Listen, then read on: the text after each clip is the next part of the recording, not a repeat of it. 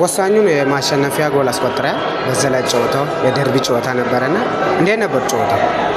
ጨዋታው በጣም እጅግ ፈታኝ ጨዋታ ነበር። ያው ሐዋሳ በጣም ልምድ ያላቸውና ባጫወታቸውም ደግሞ የተሻለ ማለት ጥሩ የሚጫወት ቲም ነውና እነሱን ማሸነፍ መቻላችን በጣም ጥሩ ነው። ከባድ ጨዋታ ነበር።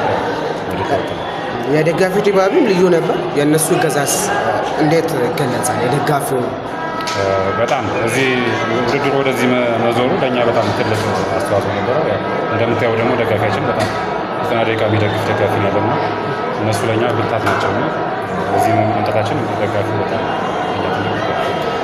የደርቢ ጎሎቹን ደግሞ ፋሲል ላይ ያለ ባህር ዳር ላይ ያለ አሁን ደግሞ ሐዋሳ ላይ አስቆጥረሃልና እንዴት ነበር ስሜቱ?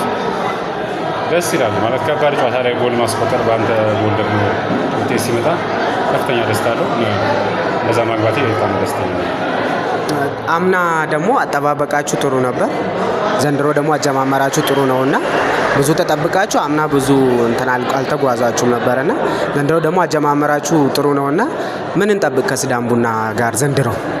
ያው በጣም አሁን ዘንድሮ በጣም ብዙ ጨዋታዎች ነው ያሉት። ያው ወደ 30 ምናምን ጨዋታ 36 ምናምን ይቀራል። ካሁን በጣም ረጅም ጉዞ ነው የምናደርገው።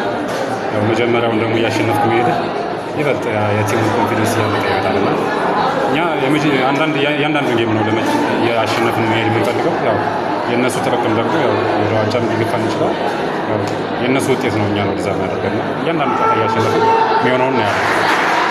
ከአዲሱ አሰልጣኝ ጋር ያላችሁ ቁርኝትስ በዚህ መግለጽ ይቻላል? እንዴት ነው? ያው እንደምታየው ነው ቲም ስፒሪቱ በጣም ደስ ይላል።